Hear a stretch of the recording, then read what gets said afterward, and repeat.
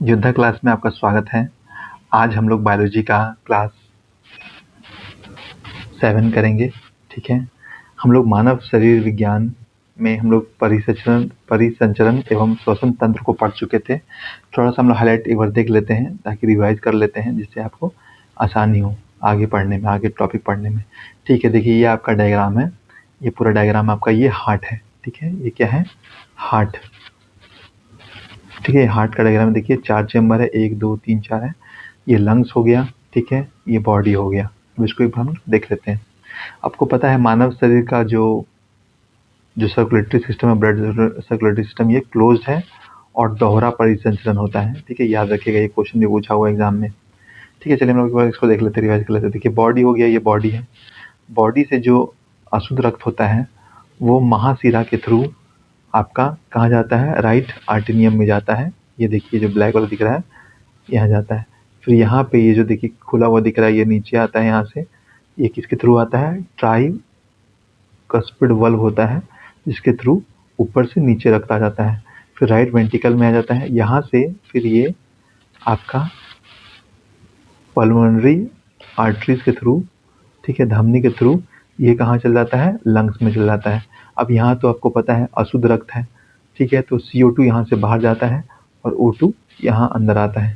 तो ये जब यहाँ पे ब्लड जो है आपका प्योरीफाई हो जाता है, उसके बाद क्या होता है? यहाँ से ये ग्रीन का जो दिख रहा है आपको, पल्मोनरी वेन। ठीक है, पल्मोनरी वेन के थ्रू आपका ये लंग्स से सीधा लेफ्ट आर्टेरियम में आता है।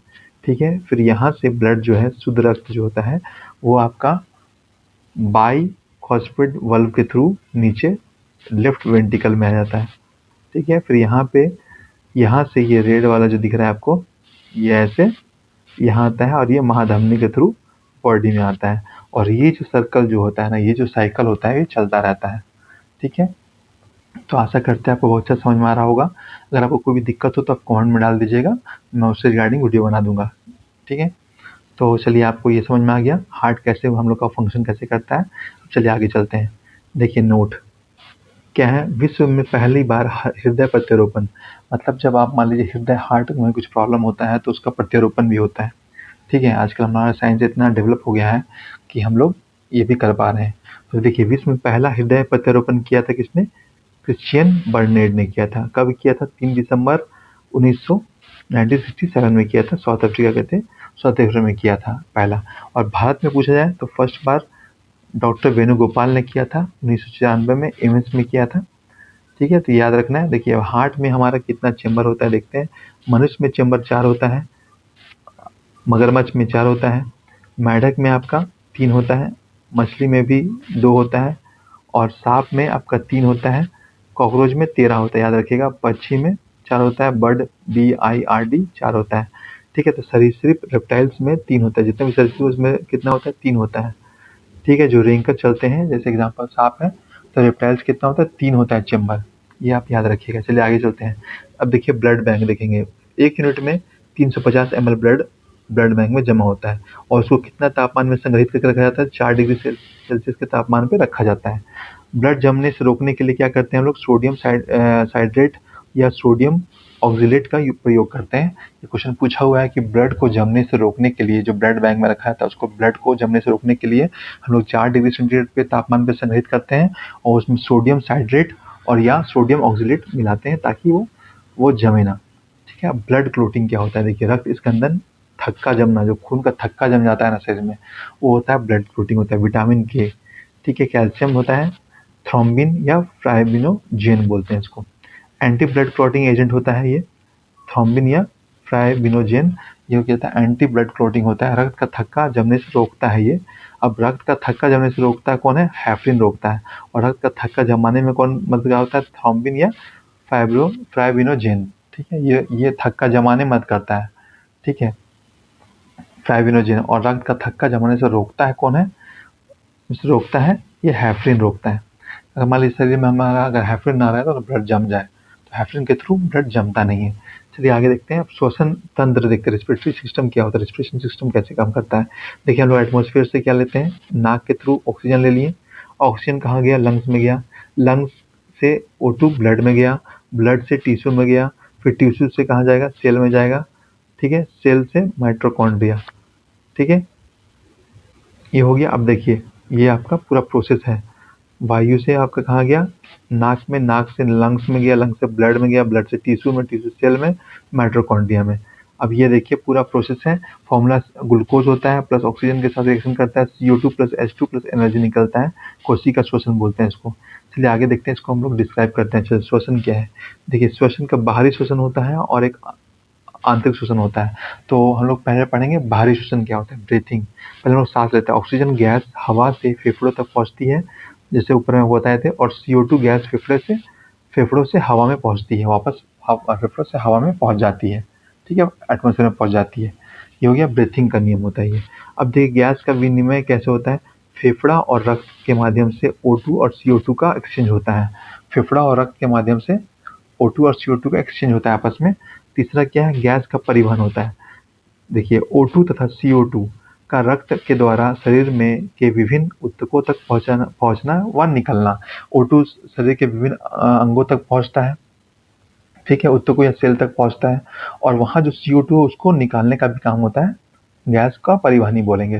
तो ये क्या हो गया, बाहरी हो गया, ब्रीथिंग, गैस का विनिमय और गैस का परिवहन कहाँ हो गया, बाहरी हो गया, बाहरी श्वसन। अब आंतरिक इंटरनल रेस्पिरेशन देखेंगे। कोशिका श्वसन क्या बोलता है, माइटोकॉन्ड्रिया में O2 की उपस्थिति में ग्लूकोज का टूटना और इससे ऊर्जा उत्पन्न होता है। माइटोकॉन्ड्रिया में O2 की का जो उपस्थिति होता है उससे ग्लूकोज का टूटता है, ग्लूकोज क्या होता है, टूटता है, और टूटने के बाद क्या होता है, एनर्जी निकलता है, एनर्जी बनता है, ठीक है। तो कोशिका श्वसन हो गया, ये हो गया आंतरिक श्वसन की तरीका। अब देखिए यहाँ तक वो क्लियर होगा। अब देखिए हम लोग, एक मनुष्य है उसका देखिए नाक से सांस ले रहा है, मुंह से, देखिए क्या क्या पढ़ता है, इसको ग्रसनी बोलते हैं, ठीक है, ये ग्रसनी है। एपिग्लोटिस क्या करता है, जैसे आप सांस ले रहे हैं और खाना, दोनों एक का नली होता है, नली एक ही होता है। तो कभी कभी देखते हैं आप अचानक से खाते खाते सरकता है, क्यों, क्योंकि जो एपिग्लोटिस होता है ना, ये जो होता है एपिग्लोटिस, फूड पाइप जो होता है, एपिग्लोटिस क्या करता है, उसको ढकने काम करता है। ये देखिए एपिग्लोटिस है, ये ढकने काम करता है। जब खाते हैं तो आपका नाक का जो है उसका छिद्र को वो बंद कर देता है, ताकि खाना नाक में ना चले जाए। और जब आप सांस लेते हैं तो खाना का जो फूड पाइप है उसमें ना जाए, इसलिए उसको ढक देता है। तो एपिग्लोटिस का यही काम है, एक तरह से ये ट्रैफिक पुलिस का काम करता है। क्या करता है, ट्रैफिक पुलिस का काम करता है, ठीक है। देखिए स्वर तंत्र जिसको बोलते हैं, लैरिक्स बोलते हैं, जो हम लोग बोलते हैं लैरिक्स से हमारा आवाज़ निकलता है, और स्वर तंत्र है। फूड पाइप को हम लोग इसोफेगस बोलते हैं, फूड पाइप जिसमें खाना जो जाता है उसको इसोफेगस बोलते हैं। अब देखिए विंड पाइप होता है, श्वास नली जहाँ से हम सांस लेते हैं उसको ट्रैकिया बोलते हैं। और उपस्थिति जो ट्रैकिया आपस में चिपके, जब सांस लेते हैं फिर छोड़ते हैं तो वो आपस में चिपकता होता है ना, चिपक जाएगा, तो उसके लिए क्या करते हैं, एक सी शेप का रिंग होता है, ऐसे करके सी शेप का ऐसे रिंग रहता है, जो उसको चिपकने से, ये जो है इसको चिपकने से रोकता है, ठीक है, क्या करता है, चिपकने से उसको रोकता है, ठीक है। तो उसको क्या बोलते हैं, सी शेप रिंग। अब देखिए जब श्वास लेते हैं तो ये जो टहनी जो दिख रहा है ये सब, ये क्या है, श्वासनी ब्रोंचाई बोलते हैं। और ये जो टहनी का जो भाग निकला हुआ है ये सब, इसको बोलते हैं ब्रोंचियोल, श्वासनिका बोलते हैं, ठीक है। और देखिए ये जो छोटा छोटा जो फूल जैसा बना हुआ है, इसको क्या बोलते हैं, इसको कुप्पिका बोलते हैं, एलोवोली बोलते हैं, ठीक है।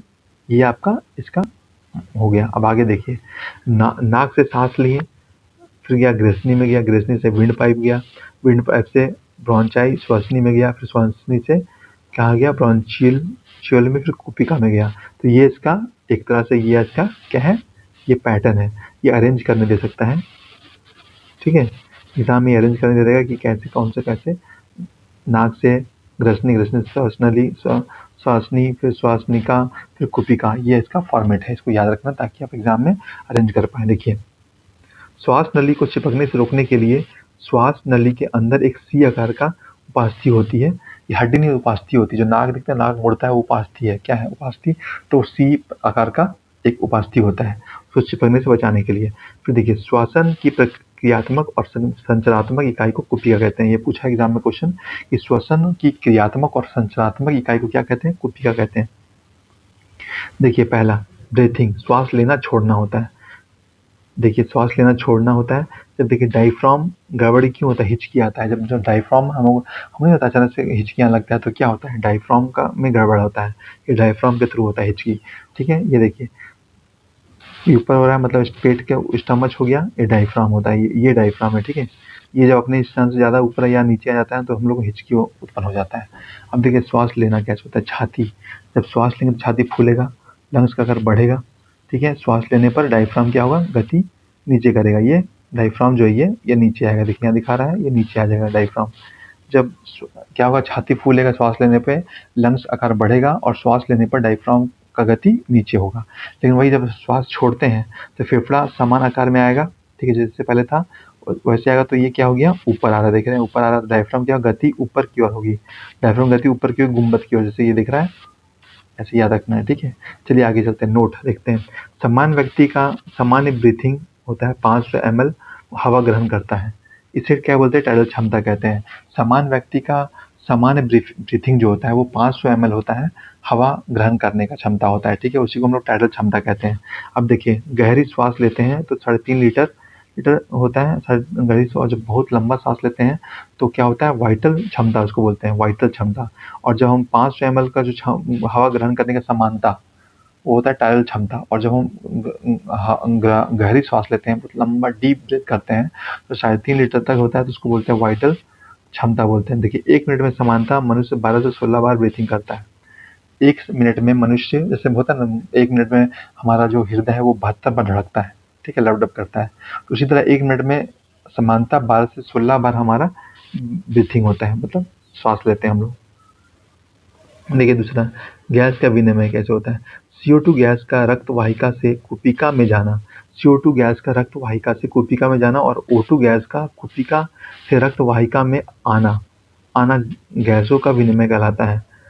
और यह विसरण डिफ्यूजन के द्वारा होता है। यह कैसे होता है, विसरण डिफ्यूजन के द्वारा। पूछा हुआ क्वेश्चन है, देखिए CO2 गैस का रक्त वाहिका से कुपिका में जाना और O2 गैस का कुपिका से रक्त वाहिका में आना आना जाना जो हो रहा है, गैस का विनिमय कहलाता है और यह विसरण के थ्रू होता है।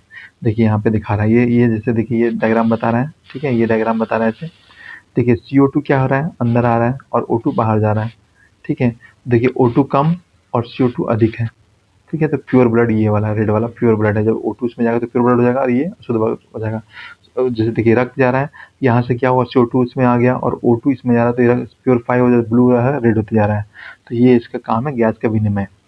देखिए हवा, श्वास छोड़ना, हवा बाहर, जब श्वास हवा प्रवेश करेगा, देखिए O2 21% हो गया और जब हम लोग श्वास छोड़ेंगे तो 4% CO2 बाहर निकलेगा।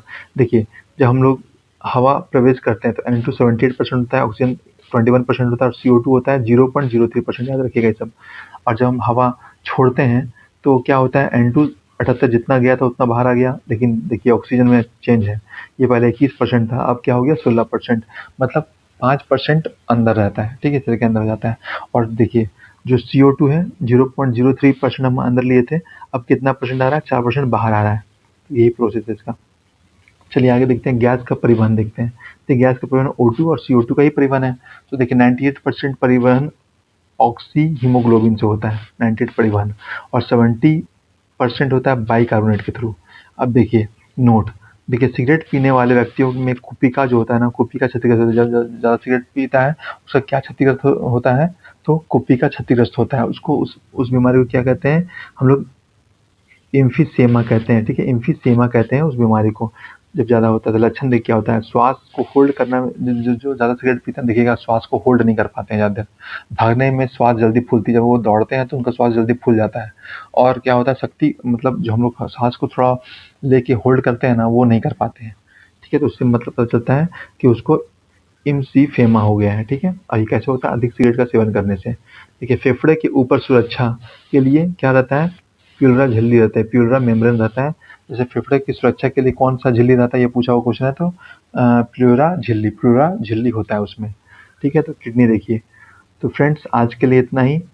आशा करते हैं आपको बहुत अच्छे समझ में आ रहा होगा, और कुछ भी आपको अगर समझ में नहीं आ रहा है या लग रहा है कि नहीं हमको ये दिक्कत है, आप कमेंट में ज़रूर कमेंट कर दें, जिससे मुझे पता चलेगा और मैं तुरंत उसके लिए एक वीडियो बना दूंगा, आपको समझा दूंगा, ठीक है, या अगर छोटा मोटा हो तो ऐसे समझा दूंगा। फ्रेंड्स योद्धा डिफेंस क्लासेस को लाइक कर दीजिए, शेयर कर दीजिए और सब्सक्राइब सब्सक्राइब कर दीजिए, और बेल आइकन जो दिखता है उसको दबा दीजिए, जिससे जब मैं कोई वीडियो डालूंगा तो आपका उसका नोटिफिकेशन आपको सबसे पहले मिलेगा। तो फ्रेंड्स आज के लिए इतना इतना ही। Good night. आशा करते हैं कि आप अच्छे से रहें और अच्छे से पढ़ाई करते रहें और आपका जल्दी सिलेक्शन हो, आपको जल्दी वर्दी मिले। धन्यवाद।